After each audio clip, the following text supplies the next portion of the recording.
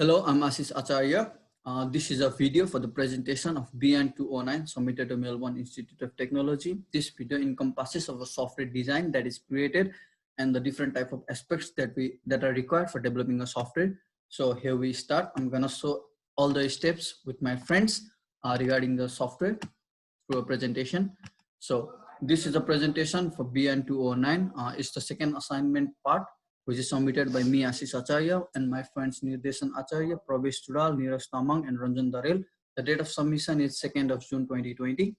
So the table of contents in this presentation include introduction of the software, the scope, objectives, and goals that are used to develop the software, the fundamental and non-fundamental requirements, which are the essence of the software, the different type of models that are used for the analysis of the softwares, the verification process which are required by the users, which includes internal and external requirements, the software testing which is done through different phases, the acceptance criteria of the software, the assumptions we have kept in mind while building the software, and the constraints of the software, and also the sources which we have derived from, which are presented in references. So here we go to the introduction section.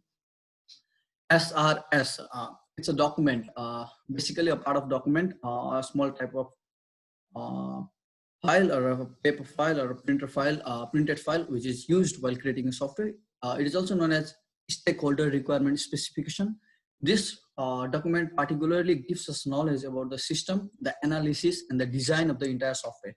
So in our software, we have used to facilitate buying and selling of properties by investors in Australian countries geographical location across different suburbs. So for further information, I would like to call my friend Neeraj Tamang and say some words. Thank you. Thank you, Ashish.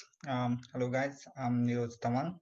As Ashish have already introduced me, so I'm here to talk about the software application that we have developed. So I would like to share my screen to show the slides.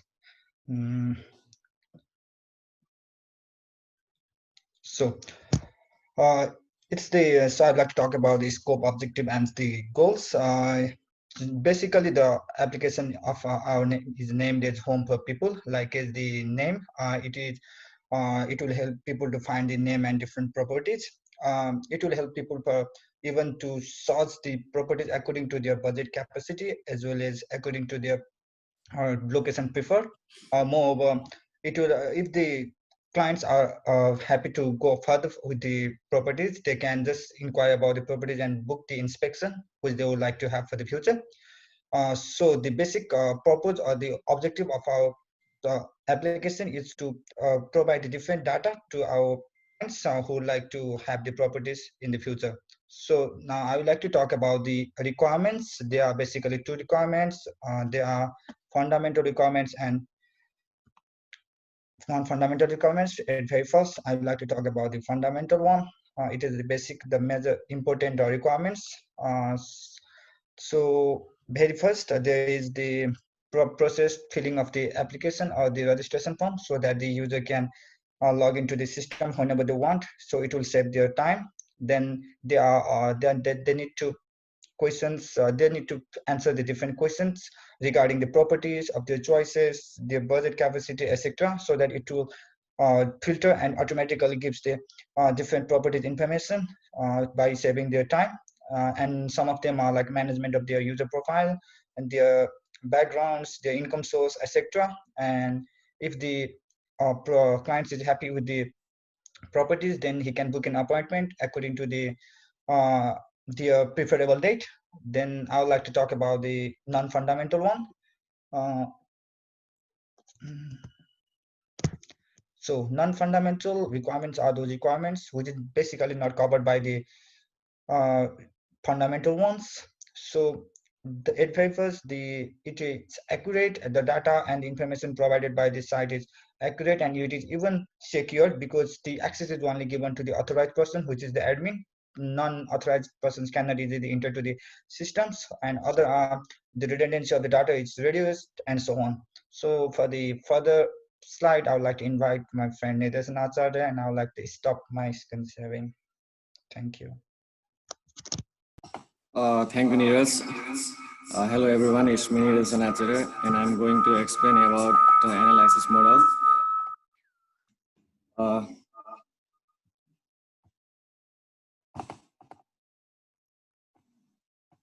Uh, so analysis model, first talking about the advanced use case. So you can see in the pictures, there we can see the advanced use case. It shows how the whole system works. So in there, the client uses the location, enters the new location, and there are some of the data with the location. It give the app give the data. So by the entering location, it user can client can access to the app.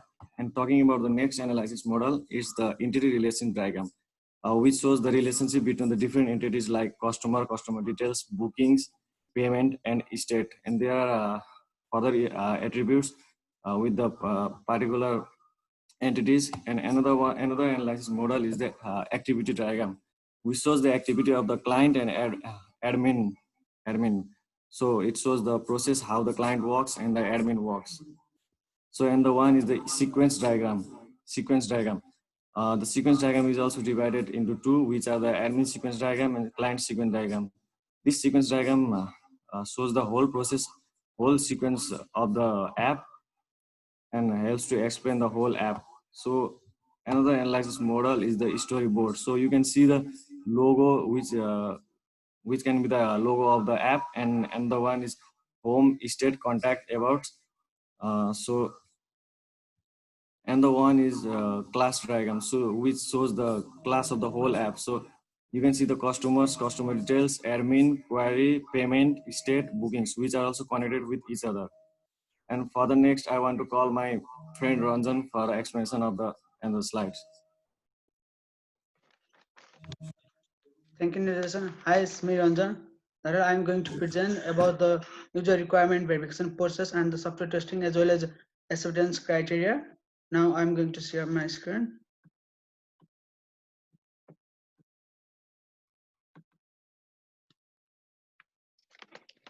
Yeah, there are different type of requirements that are needed to be done to access our application. For external requirements, each member need to register a form by the web, and for the infrastructure requirement, MISQLi will be used to store the information of the user. Similarly, there are hardware, software, and performance requirement verification process. Similarly, while talking about the software testing and acceptance criteria, it consists of testing of all the aspects that are needed to be done in a project, like software testing, unit testing, testing, integration testing, integration testing, and functional testing, system testing, acceptance testing, non-functional testing, and others. Now my friend Parvez will continue the rest of the presentation. Thank you, Ranjan Barel. It's me, professional. As I shall talk about this, I'm going to talk about the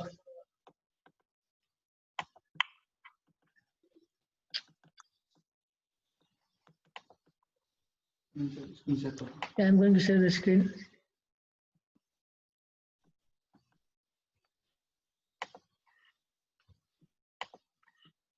As you can see, the assumption and the constraint. And in the constraint, it can be defined as a restriction when finding someone's solutions, for example, like time extension, budget, and more so others. And for our project, we need to access the web, and the element information for the developer constraint was not available for the secret reason. And in the technical assumption, we can say like when factor has to be believed to be true but not confirmed, then we call them assumption. It's just like the reflection of the interpretation of desired outcome that calculated.